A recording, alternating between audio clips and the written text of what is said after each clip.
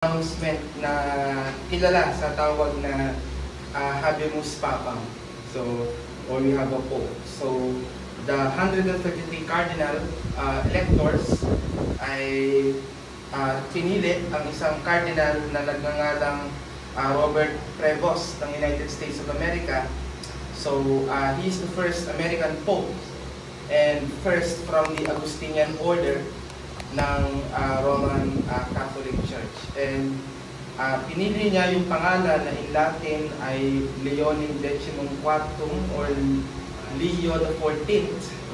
At ang nakakashock sa pangalan na yan ang pangalan ng Pope na nagpasiklab ng Protestant Reformation, si Pope Leo X.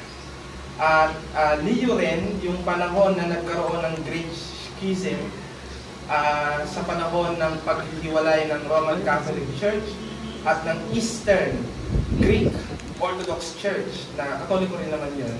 Kaya lang magkahiwalay sila ng naghiwalay na sila bilang isang unit. So may kita natin na kahit sinasabi nilang spiritual yon, ay may elemento pa rin ng politika. And remember that the Pope is not just a leader of an institution, but he is also a leader of a state. Ang Papa ay parang presidente o hari ng isang bansa. Yung Vatican, nasa loob yan ng City of Rome. At ang Rome ay nasa loob ng bansang Italia. Kaya ang Vatican ay separate sa gobyerno ng Italy dahil ito nga ay nagpa-function as a state. Bago magkaroon ng Republic of Italy, ang Italy at ang mga karatig bansa ay tinatawag na Papal State. Mga bansa ito na ang namumuno ay Papa. Nung nag-World War II, nung panahon ni Mussolini, panahon ng World War II, dineklara niya na yung Vatican, yung residence ng Pope at ng mga cardinals ay magiging separate na bansa sa Italy. So hanggang ngayon, nag-i-stay yung ganyang setup ng kanilang government. Kaya ang Papa ay hindi lamang isang spiritual leader, kundi isa rin siyang state leader. At ano ang pinapakita nito?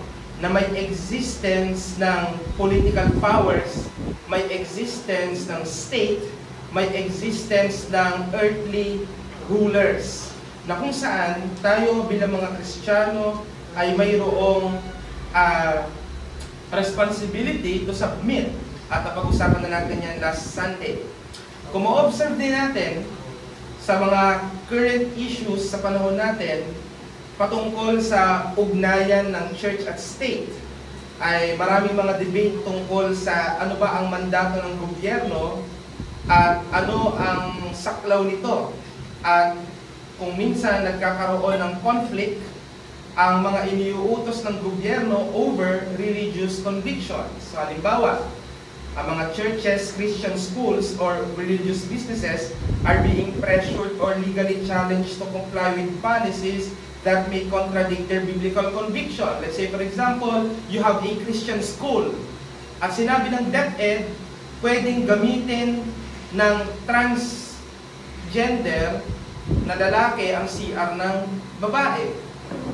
So dahil may sariling conviction ng school, because they are Christian school, are they obliged to follow that policy by the government?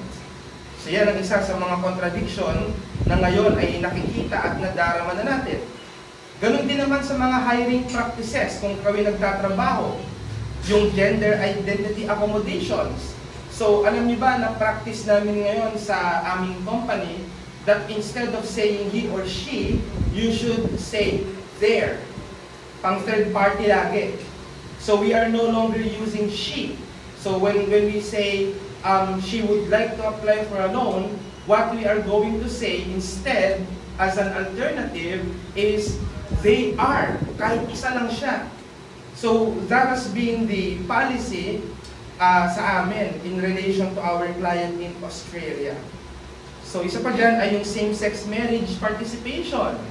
So halimbawa, in-oblige kayo na sumali o mag-participate sa ganito dahil trabaho ito.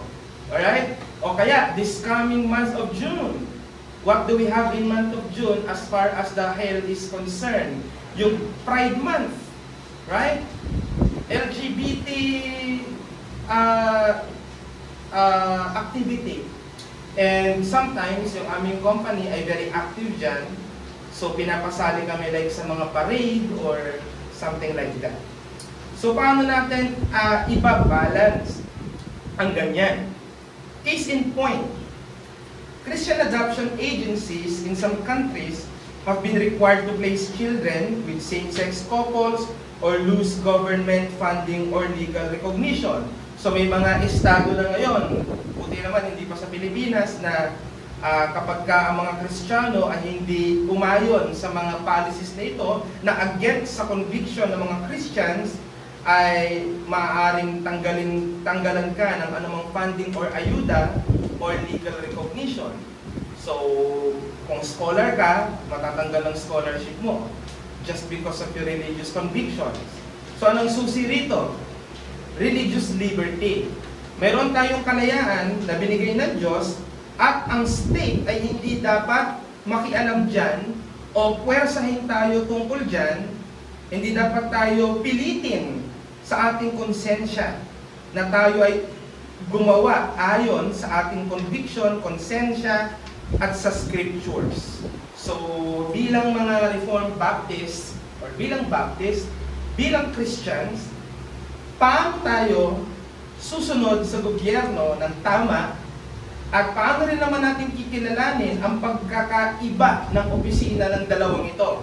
At yamang tayo ay dual citizen. We are citizen of the kingdom of God. At ang manifestation niyan today ay church. Hindi church ang kingdom of God. But the manifestation today is the church. Kasi we are in the already but not yet stage. And we are also citizen of the republic. And we are obliged to comply with the policies that the government has made and is making. So, let us open our Confession of Faith, 1689 Baptist Confession, chapter 24 and paragraph 3. Ganito pang isinasaad. Hindi ko po tatapusin, kaya may mga tuldok-tuldok doon sa dulo, pero ito yung pinaka-importante. Sabi dito, civil magistrates may not assume to themselves the administration of the word and sacraments, or the power of the keys of the kingdom of heaven, or in the least interfere in matters of faith. Yet, as nursing fathers, it is the duty of civil magistrates to protect the church of our common Lord, without giving the preference to any denomination of Christians above the rest, in such a manner that all ecclesiastical persons whatsoever shall enjoy the full, free, and unquestioned liberty of discharging every part of their sacred functions without violence or danger. So just a little commentary about this. Sinasabi ng ating pagpapahayag na pananampalataya, hindi dapat ginagawa ng gobyerno ang gawain na may kinalaman sa pangangaral ng salita ng Diyos, pag-a-administer ng mga sakramento, o kunin ang susi ng kaharian ng langit, dahil hindi ito para sa kanila, kundi bilang mga namiminuno, ang kanilang mandato ay protektahan ang church o ang mga churches. Protektahan kahit anumang mga denomination na nag-exist within their jurisdiction.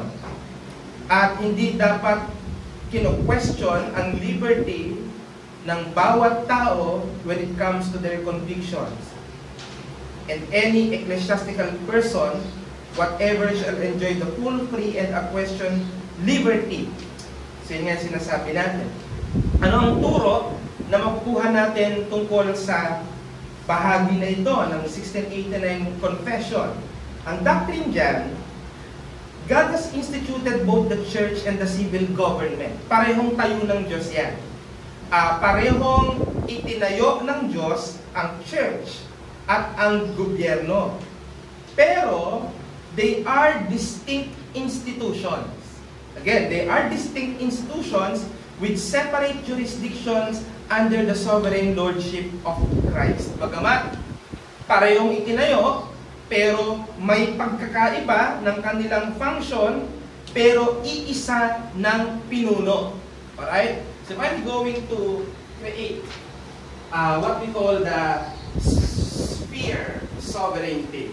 So, Christ is the supreme sovereign Lord. So si Christ, sakop niya lahat ng sphere. Sphere ng family, sphere ng school, sphere ng workplace, sphere ng church, sphere of civil authorities. Now, dahil civil authorities at church lang ang pinag-uusapan natin, saklaw ng sphere ni Christ ang state. Yan. So, saklaw ng sphere ni Christ ang state at saklaw rin ng sphere ni Christ ang church. Pero, if you're going to see the distinction between the two, hindi magkakaroon ng collision between state and church. They are separate. Alright? They are distinct rather. They are distinct. However, nagkakaroon sila ng relationship because of their collision to Christ. So dahil si Christ ay both ruler ng state and church, yung distinction ay hindi isolation. Hindi, kunyari, church member ako. Church member na ako. Yung gobyerno, secular yan. Worldly yan. Para sa akin, si Christ lang ang king. So, wala ka ngayong pakialam sa batas ng Estado. Kaya pala hindi ka disiplinado. O kaya pala gumagawa ka ng krimen. So, yan ang kinauuwian ng ganyan. So, same thing naman with state. Yung sobra naman ng pagiging statement mo at sumobra rin ang iyong pag-tolerate ng religion. So, wala ka ng pakialam sa church. Pagka church member ka, you are both responsible sa state at sa church because that is your obedience to Christ. Kaya kapag ka church member ka, tapos leader ka ng mga aklas gobyerno, ay kung kumakalaban ka sa Estado, kumakalaban ka kay Kristo. Ganun yun. Kaya kailangan natin yung tanggapin at intindihin. So simulan natin sa two divine institutions with separate purposes. Sabi nila, ang dahil daw sa tao, dahil daw sa history, natutunan daw ng tao, gumawa ng isang political system na tugma para sa mga tao. Yan yung pagsilang ng republic or democracy. Pero ang totoo, ang Diyos ang nagtatayo ng state. Dalawang divine institution. Ibig sabihin ng divine, galing sa Diyos or minagaling ng Diyos. Pero, meron silang separate na purpose. Alright? Tandaan natin, kahit sila ay distinct, ang church at ang state ay hindi nag-e-exist in hermetic isolation. So, yung sinasabi kong hermetic isolation, parang may nag-chat dun sa honorary form. Nag-check na. Anong oras na ang worship service? Troy, ka na sa loob. Sa honorary form na group chat. Okay? So, while distinct, the church and state are not meant to exist in hermetic isolation. Let me just inform you about two important things that happened in history na dapat ay matuto na tayo. Alright? Una, kung matatandaan nyo sa church history, specifically 4th century of our common era. So tandaan nyo yan, di ba may BC? Ano yung BC? Before Christ. Tapos may AD. Yung AD, Anno Domini, or in the year of our Lord, hindi after this. In the year of our Lord, pero ang isa pang katumbas niyan ay CE or Common Era, panahon na natin. So noong 4th century CE or AD, panahon ito ng patristic era, kung matatandaan nyo, tinanggap ng Roman Empire ang Christianity. So good news somehow kasi wala nang religious persecution. Tandaan nyo na bad ang Christianity sa Imperyong Roma sa panahon na ito ay hindi pa ina-adapt. Pero noong 4th century AD, inadapt ng Roman Empire ang Christianity sa katauhan nino ni Constantine the Great. So dahil kay Constantine the Great, parang ang church, ang nangyari, ang state at ang church nagsama. naging mag-asawa. Yan ang nangyari.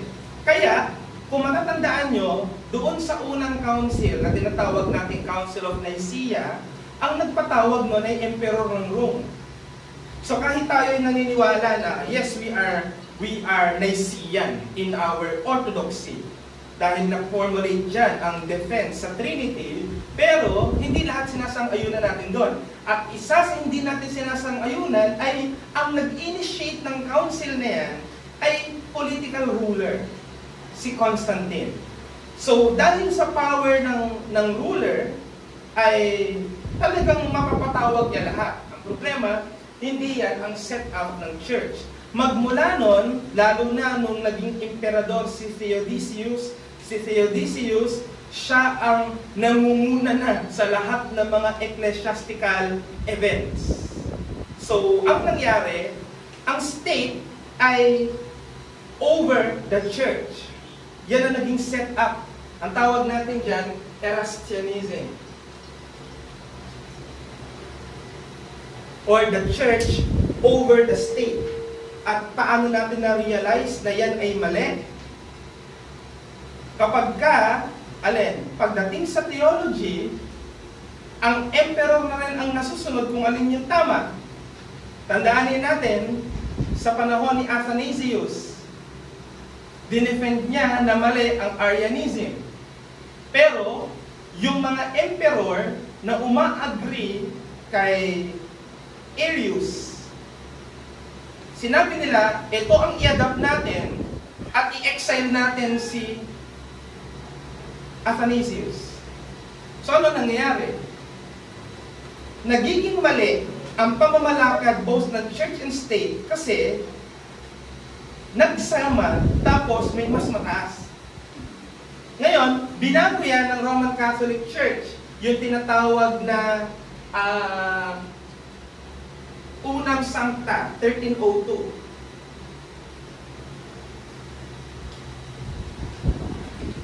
Alin naman ang naging edict nito? Sabi ng Pope, mas mataas ang church kesa sa state. Kaya ang nangyari sa panahon na ito, sumusunod ang mga kaharian sa Papa. Nagkaroon tayo ng tinatawag na Holy Roman Empire. At mula nung panahon na yon, may kita natin na kapag sinabi ng church na ang taong yan ay excommunicated, ginagamit ang kapangyarihan ng militar para i-execute ang discipline. So anong pwede mangyari? Pwede nilang ipakulong at ipapatay. Right? Ngayon, kailan na bago o naging tama ang setup? Sa panahon ng Baptist. Yan ay 17th century, noong nanindigan ng mga Baptist that they are separate entities, separate institutions, both divine, pero separate purpose. So ano ang kailangan nating maintindihan dyan? Ang Kristiyano ay citizen ng earth at ng heaven. Kaya pag mayroong magsasabi, hindi na ako masyadong nagsisikap sa mundong ito. Bakit? Kasi sa langit naman ako pupunta is a wrong theology. Hindi po dapat tayo ganun. Hindi na ako nagtatrabaho. Bakit? Kasi sure naman ako na sa langit ako pupunta. Hindi naman ako sa mundong ito titira ng pangmatagalan, kundi sa langit.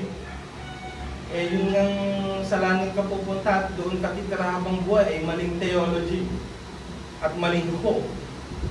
Sa mga naniniwala pa rin na langit kayo habang buhay, mag-review kayo ng eschatology. Hindi langit ang ating eternal state. So, you can question me after. So, errors can occur by either prioritizing one to the complete neglect of other.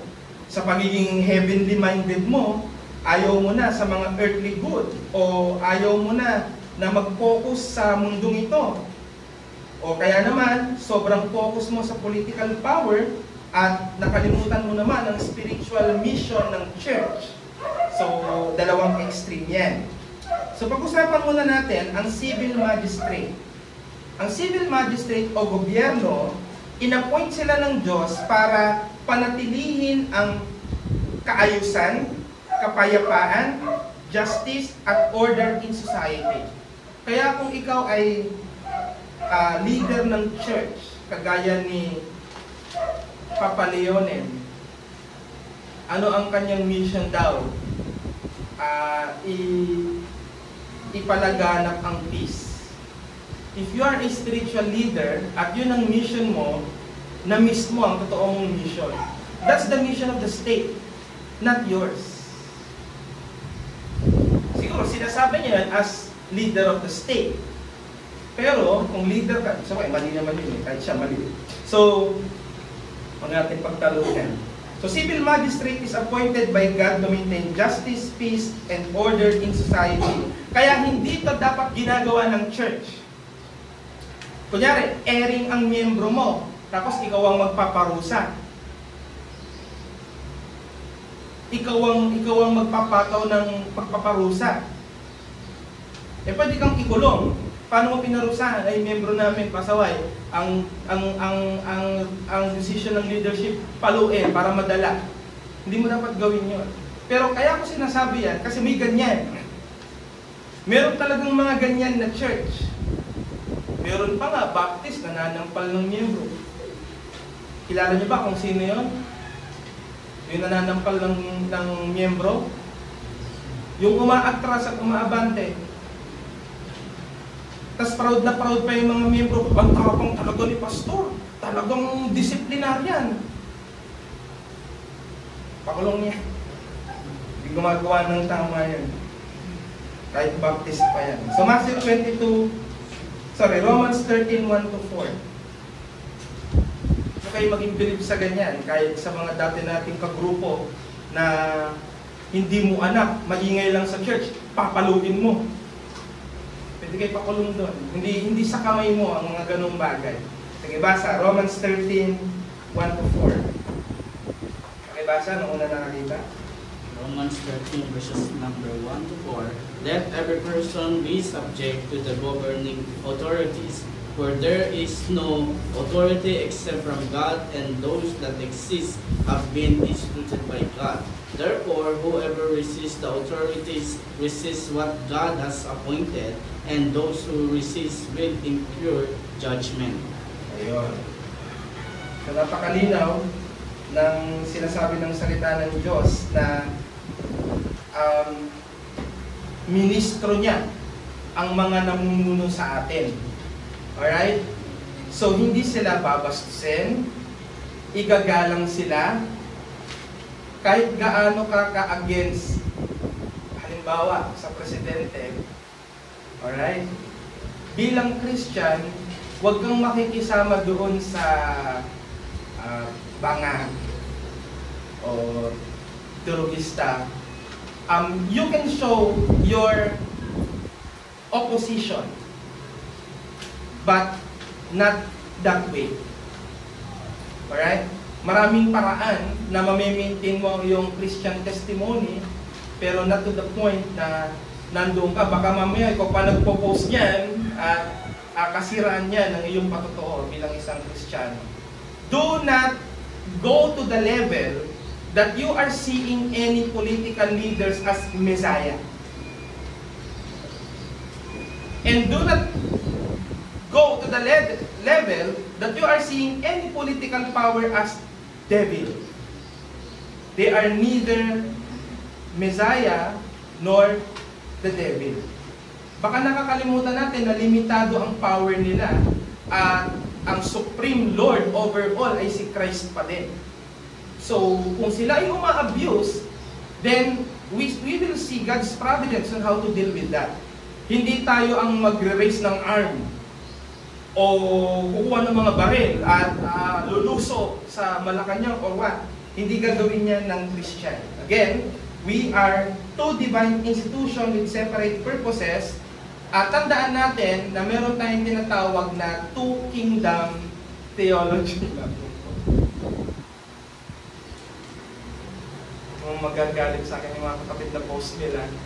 Pero talagang two-kingdom ako sa ngayon.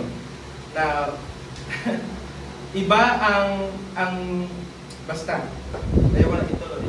Pero, dyan ang kagaling yung sinasabi ko. Kaya, yan ang trabaho ng civil magistrate. Kaya, hindi sila pwedeng lumaktaw sa kapangyarihan na church na ang gumagawa. Okay? Halimbawa, Baptist Day, yan lagi ko sinasabi yan, ginamit mo ang legislative branch ng government para ipalaganap ang gospel is a shameful compromise. Yan na lagi ko sinasabi ng principal. Kasi hindi dapat nagko-collide ang dalawa. Hindi sila dapat nagbabangga, hindi sila dapat nagsasaklawan sa isa't isa, bagamat pareho silang nasa ilalim ng pamumuno ni Kristo. Pagdating naman sa church, ang church ay instituted by Christ para i-preach ang gospel, mag-administer ng ordinances, and shepherd the soul. Pero magtataka ka, pupunta ka sa opisina ng mayor at hahanapin mo si mayor for some reason. Tapos sasabihin nila, punta ka po doon sa sekretary niya. Sino po yung sekretary niya? Pastor. Tapos, lagi ka bang nandito, pastor? Oo, kasi inapuinta ko dito ni mayor. Pastor ka, di ba? Kaya nga sabi ng isang pastor, gusto mong dalan na rin kita ng unan at kumot dyan, at saka na matulog. Nakikita nyo ang pagkakaiba. Kapag naman ang church ay gumagawa ng gawa na ginagawa dapat ng civil magistrate, nagkakaroon ng conflict. Again, sinabi ko noong nakaraan, hindi masamang tumakbo sa political office ang Christian. Pero magkakaroon ka ng malaking problema kung office bearer ka. Yun ang pagkakaiba. Kunyari, membro ka lang ng church, hindi ka nagpapastor, hindi ka diakono. Tapos, ikaw ay tumakbo bilang mayor, okay yun. Boboto ka namin kasi Christian ka at depende pa rin pala, hindi ka boboto dahil Christian ha. Merong tumatakbong presidente, Christian at boksingero. Hindi naman siya suitable dun sa posisyon. Boboto mo ba yun? Di ba? Kaya nga anong sabi ngayon? Tandaan niyo po, ngayong May 12, boboto po tayo ha, hindi bobo tayo. Ha? Kaya bilang Baptist, hindi ako magsasabi ng names. Pero ito lang po ang sasabihin ko sa inyo. Moral integrity ng kumakandidato. Yung mga common na mga issues, alin ang stand niya doon? Abortion, same-sex marriage. Yan ang mga titingnan nyo. And of course, record niya. Personal and political. Diba? Pag senador ang tatakboy, kasi nangangako ng paaahunin ng mahirap, paano mo gagawin niya? Igagawa ka ng batas. So, medyo mag-isip po tayo mga kapatid. May magbigay, kunin niyo, tax niyo yun eh. Pero yung boboto. So, ang church ay instituted by Christ to preach the gospel, mag-administer ng ordinance, and shepherd the souls. Matthew 28:18, ano sabi ni Christ? Sa Matthew 28:18, all authorities in heaven and on earth has been given to me. Kaya, kanino sinabi ang Great Commission? Sa church. Ano sabi niya? Go ye therefore, teach all nations, baptizing them in the name of the Father, Son, Holy Spirit. Kaya ganito ang pattern pagdating sa baptism. Kapag nalaman na ng tao ang gospel, yun pa lang ay sufficient na para i-baptize na siya. Kasi ang sabi doon, go ye therefore, teach all nations, tapos anong sunod? Baptizing them. Tapos sunod, teaching them. Kaya yung teaching kasunod ng baptism. Nagigets nyo?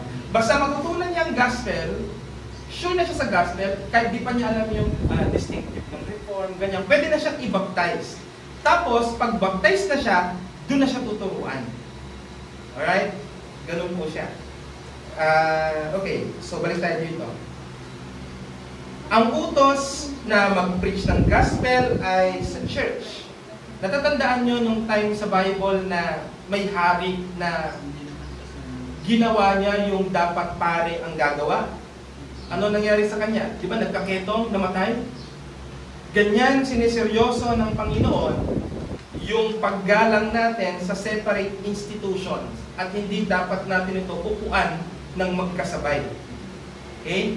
Ano ang point?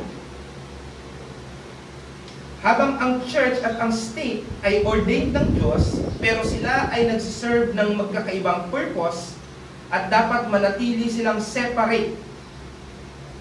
Hindi, so that neither undermines the God-given role of the other.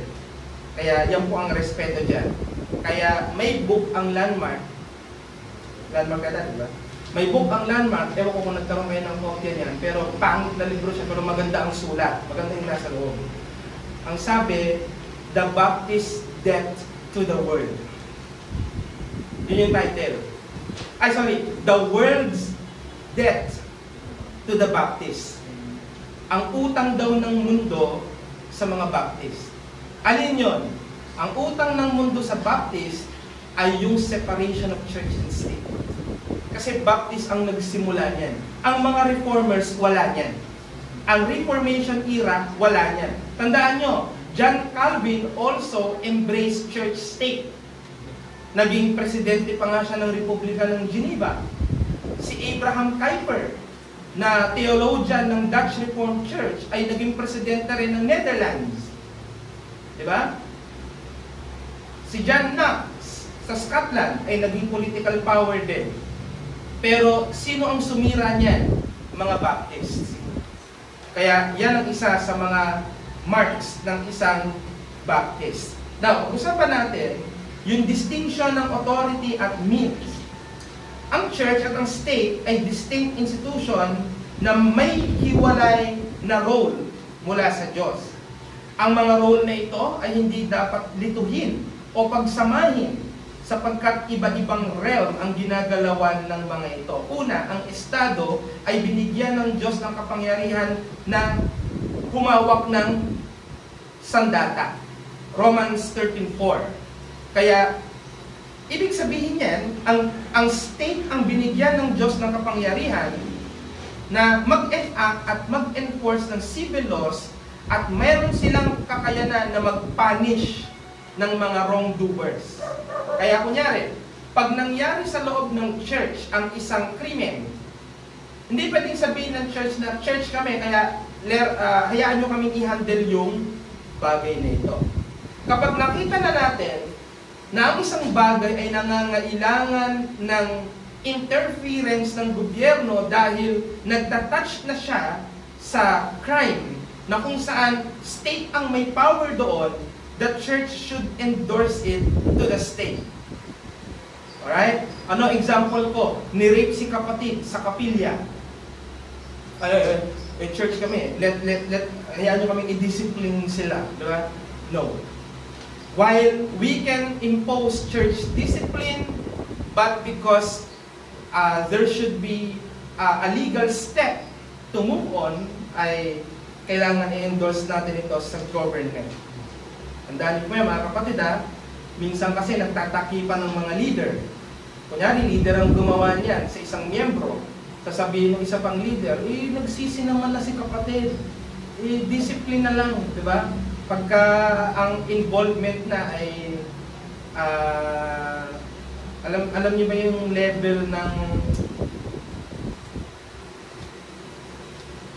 ayun nga, yung rape, murder, lalo na yan, murder, stealing, depende kung ninakawang ka lang ng Bible, hindi na natin i-endorse ng state. Sobra na yan. So kasama rin po dyan yung judicial, military, at mga pagpupulis na necessary to govern a temporal or pluralistic society. Punta naman tayo sa church. Ang church naman ang binigyan ng susi sa kaharian ng Diyos, Matthew 16:19. Kung matatandaan nyo, sinabi ni Jesus kay Peter, Pedro, ikaw ay bato, di ba? At sa batong ito, itatayo ko ang aking iglesia, Matthew 16:18. Pagkatapos niyang sabihin niyo sa 16:19, sinabi naman ni Kristo, ibibigay ko sa iyo ang mga susi ng kaharian ng langit. Kaya di ba yan ang nagpinanggagalingan ng Roman Pontificate. Dahil si Peter ang binigyan ng susi, pinapasa ni Peter ang susi sa mga successors niya. Ano ang doktrinang tawag doon? Apostolic succession. Hindi tayo apostolic succession. We are church succession. Ang nagsasucceed ay church, hindi apostles. Wala nang apostles ngayon. Pero, ano ba itong susi na binigay kay San Pedro? Ano yung susi na binigay kay San Pedro? Tungkol ito sa pag-exercise ng spiritual authority. At ang authority na ito ay limited sa proclaiming the gospel, administering the sacraments, pag-exercise ng church discipline, at pag-guide sa mga mananampalataya sa mga bagay na may kinalaman sa pananampalataya at kabanalan. Yun lang ang susi ng kaharian ng langit. Alright? Hindi na dapat sasaklaw o lalagpas pa sa bagay na yan. Kaya ang church ay nag-ooperate hindi by coercion, but by the Word and the Spirit of God. Hindi kagaya nung panahon ng unang sangta na, alright, hindi ka sumunod sa policy ng church. So, uutusan namin ang city na ito na arrestuin ka at ikulong ka. Yan ang nangyayari kapag ka nagme-merge ang state at ang church. So, na-correct yan sa biyaya ng Diyos sa pagdating ng Baptist era sa panahon natin ngayon. Ang point, parehong inordina ng Diyos, tandaan nyo ha, parehong inordain ng Diyos ang espada at ang susi. Kaya kapag may nagsabi, dapat ang Christian tumutol sa death penalty. Talaga ba? Hindi tayo ang gumagawa ng death penalty bilang church. Pero ito ay power na binigay sa state. Kaya ang death penalty ay biblical. Alright? So, pero, bagamat parehong inordain ng Diyos ang sword and keys, pero binigay siya sa magkaibang mga kamay. Upang ang justice may govern society and grace may govern the soul. Kaya malaking terror kapag ka nag-act ang church as state at kapag ang state ay nag-act as church. Paano kung bukas ay magkakaroon ulit ng pandemic and the state will say to the churches, close. So, ano ang sasagot ng church? Are we to adhere? Dahil sabi ng Romans 13, sundin ng gobyerno.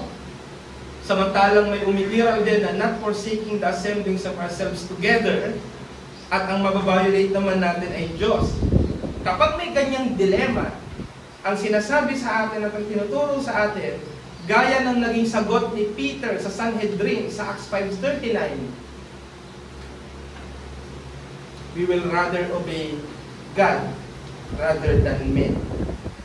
So kapag ka ang estado ay nag-uutos ng bagay na lumalabag sa utos ng Diyos, pipiliin natin ang tinatawag nating civil disobedience. Because your civil disobedience is equals to obedience to God.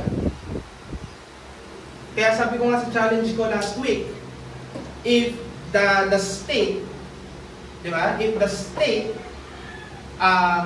prohibits or imposes something that God prohibits, civil disobedience is our duty to God. So pwede yun. At sa biyaya naman ng Diyos, wala tayong gano'n sa ngayon. Pero nagkaroon tayo ng panahon ng pandemic, na sumunod tayo sa government dahil sa virus. And separation of church and state, hindi dapat nakikialam ng Estado sa mga internal affairs ng church, at ang church ay hindi dapat gumamit ng kapangyarihan ng Estado para ipagpilitan ng religion o ang pananampalataya nito. Ang totoong religion ay hindi makakausad sa pamamagitan ng puwersa, kundi sa Spirit working through the Word. Marami mga pinilit pero mas piniling mamatay. So hindi coercion or force ang sagot para ma-impose ang faith, kundi gawa ng Espiritu Santo. Yan ang sinasabi sa Zechariah 4:6, not by might, nor by power, but by the Spirit of God. Pero ang dalawang ito, ang church at state, ay may harmony sa ilalim ng pagkapanginoon ng Diyos. Bagamat sila ay distinct, ang church at state ay nagko-coexist in harmony. Ang state ay nagpo-protekta sa religious liberty at ang church ay nagpe-pray naman para sa civil authorities.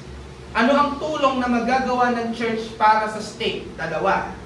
To pray for them and to be a good citizen of the state. Yan yung minimum requirements. Kapag ikaw ay good citizen, kasi sumusunod ka sa mga batas, plus nagpe-pray ka for your leaders, then nakakasubmit ka ng tama sa state at kay Kristo na nagbigay ng mandate sa state. Alright? At si Kristo rin ay sovereign over both, and each must fulfill its role in obedience to Him. Ephesians 1:22-23. So may final challenge, faithfully, fully submit to civil authorities in all lawful things, whilst remaining loyal to Christ and His church in all matters of faith and conscience. And now, before we go to Q&A, kung nagiging challenge sa inyong sumunod sa gobyerno, dahil may mga parang pangpraning na policies na ginagawa ang gobyerno, this is now your time to select leaders na alam nyo masusunod nyo dahil sa kanilang moral integrity. So carefully review the track and records na meron ang mga ito. Ang kanilang moral integrity, sila ba ay nagpapahalaga sa moral law ng Diyos? May history na ba sila sa politics? Ano ang mga nagawa nila? Ano ang mga ginawa nila? Yan ang titingnan natin. I-raise natin yung kultura ng mga Pilipino na kasi ako taga Pampanga, taga Pampanga yung tumatakbo. Kaya syempre yun. Hindi gano'n. O ako yung taga Mindanao, Mindanao ang hindi gano'n. Tayo ay isang bansa at ang maraming mga tumatakbo para sa isang posisyon. Siguro naman ay meron kayong wisdom na galing sa Diyos para mag-exercise ng discernment. Is this the right person? Kasi bigyan ko kayo na example na pwede nyo sabihin na kasi mabait naman. Bakit siya? Kasi mabait siya. Yan ang magagawa ng kabaitan niya doon sa papasukin niya. So, aside sa moral integrity, ay yung meron siyang kaalaman doon sa gagawin niya at sa papasukin niya. Alright? Hindi yung pagpasok sa Senado, ang alam lang niyang gawin ay FF4A. Hindi yun ang gagawin mo sa loob ng Senate. O magmimigay ka ng jacket ng 5,000. So, brethren, please pray earnestly because these 12 people that you're going to select will determine our future. Hindi sila Misaya, pero kapag inadya ng Diyos na masasamang tao ang umupo, kailangan nating magsabik sa kanila at ang ibig sabihin nun, pinaparusahan tayo ng Diyos. Ano sabi John Calvin? When God wants to punish a nation, He gives them wicked kings or queens. Ang kagandahan lang, hindi ito presidential election, senatorial. Pero you need to have a basic knowledge that Senate is a legislative branch of government. Pag sinabing legislative, ang gagawin po ng mga senador, gagawa po sila ng mga batas. Batas na makakapagprotekta sa mga iba't ibang sektor. Batas na mag-i-improve ng ating economy. So, kapag ang mga pinakapangako nila hindi tungkol doon sa paggawa ng batas, parang pang-presidente ang dating, medyo magtanong-tanong ka na kung naiintindihan ng tao nito ang batas. And as much as possible, because this is lawmaking, dapat sana may background sa law or sa economics. Kasi yan po yung ating minimum requirement at least para masabi natin na we have selected a correct person. Gusto niyo ba na pagtatawanan tayo ng ibang bansa dahil lang isang senador natin ay bumabalin-balin itong ng English o kung ano-ano pinagsasabi, diba? So, may tamang lugar sa kagustuhan. Yun yung sinasabi ko last week. Hindi porque gusto mo, ay pwede ka dyan. So, nangyayari din yan sa church. Di ba? Gusto mo maging song leader, tapos hindi ka tumama sa tono. Kahit gusto mo, hindi ko pwede. Kailangan tanggapin mo yun. Alright? Hindi tayo pietist. Gaya nung dati na, si brother ano, hindi ko na papangalanan. Si brother ano, parang dyan, pag tayo sa pulpit, ayaw ko i-live eh. Bakit? Magmukha ka ng sinto natin eh. Hindi ko naman siya inaasal. Kaso kasi, ba't ka nandyan? Huwag ka dyan. Parang hindi ka mapahiya. May tamang lugar. Diba? Ang gift mo. Malay mo, ang gift mo, tumahimik ka na lang. At magsulat ka. Gumawa ka ng libro. Hindi may inspire pa ibang tao. Pero kung ipipilit mo yung sarili mo sa lugar na hindi ka para doon, kahit hindi ka gumagawa ng masama, ang sama ng tingin sa'yo. Bakit? Nandoon ka sa lugar na dapat wala ka doon. So, tayo rin bilang church, ang calling ba natin ay sa state or sa church?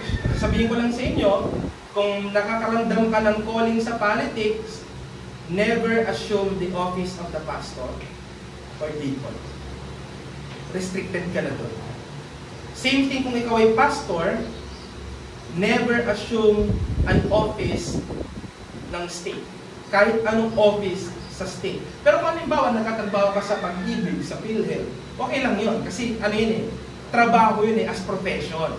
Pero yung ikaw ay power or authority, huwag mo siyang pagsabayin. Alright? Hindi pwedeng pastor ka, tapos at the same time, mayor ka, o governor ka, o konsehal ka. Right? Meron nga kaming na, hindi ko naman kasama, pero natuklasan namin, tumatakbong konsehal. So ngayon, kinausap siya, pag nanalo ka dyan, magre-resign ka. Bakit? Kasi hindi pa lang pwede yun. Na meron kang profession, tapos meron ka ring incumbent na opisina na inuupuan. Diba? Yung ka ng gamit, diba? Yung ganyan. Kaya yan ang magiging isip niyo dyan. Na nandiyan, tatay, anak, pamangkin, nandun lahat sa Kapitolyo. Diba? So,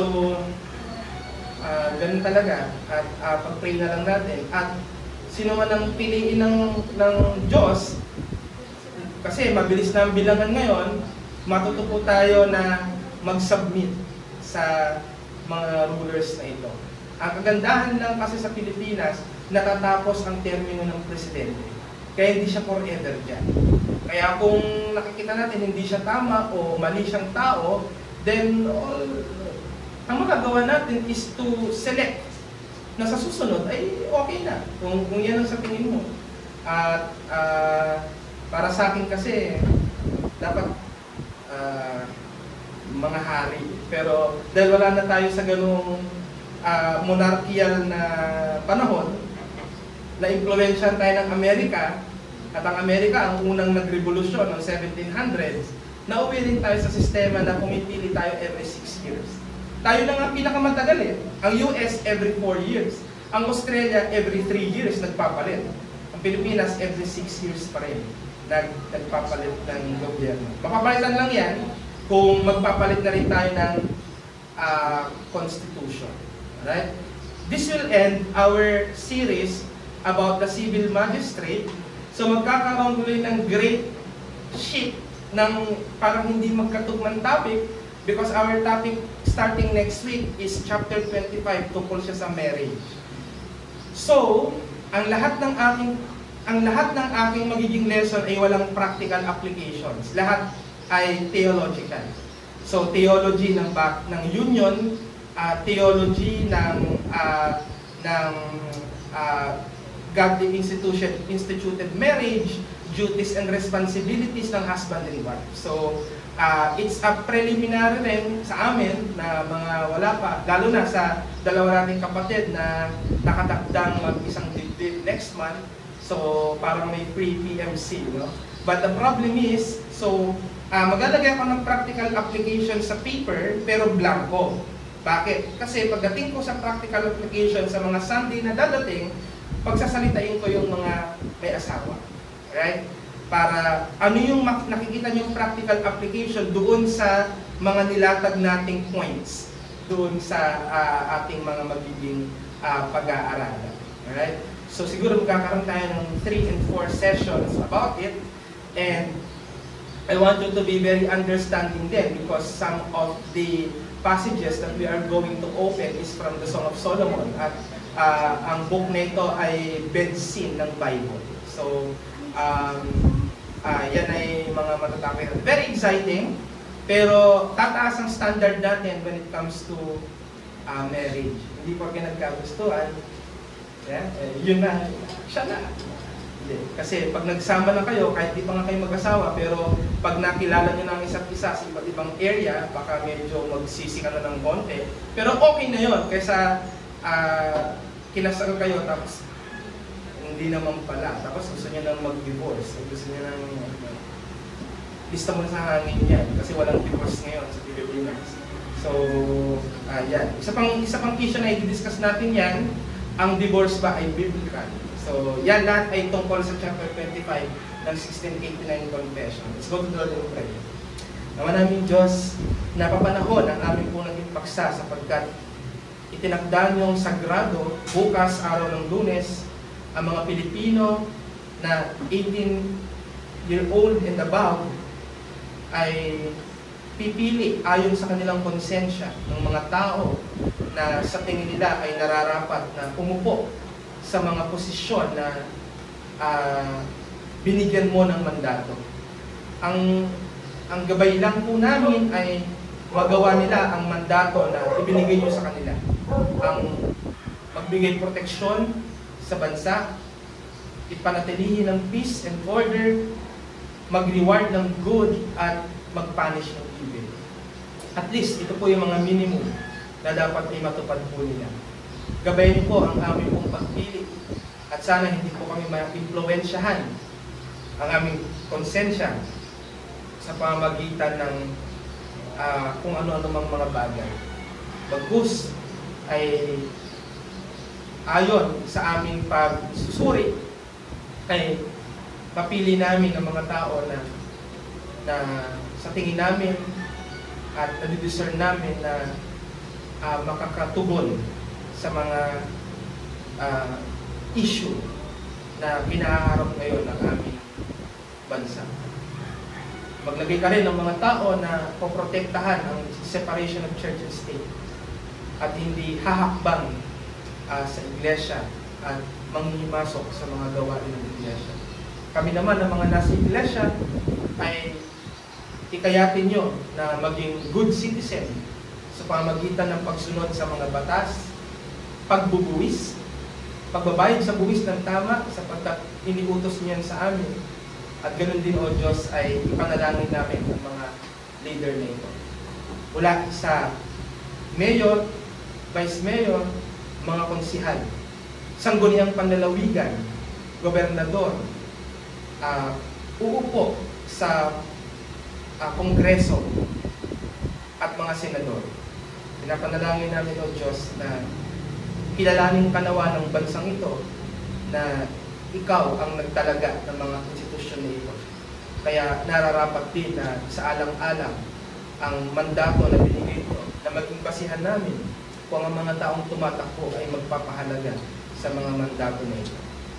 At iiwasin po kami mga magkakapatid na magkaroon ng mga away-away dahil lamang po sa gusto po namin piliin. Layunin po kami sa mga unnecessary conversations tungkol dito na maglilintang sa amin para mag-argument sa isa't isa. Yamang hindi namin pa nalalaman ano ang mangyayari, sino man ang mga taong uupo sa mga pwestong ito. Kaya bigyan po kami ng wisdom sa pangalan ni Jesus. Amen. Bago tayo muna sa Q&A,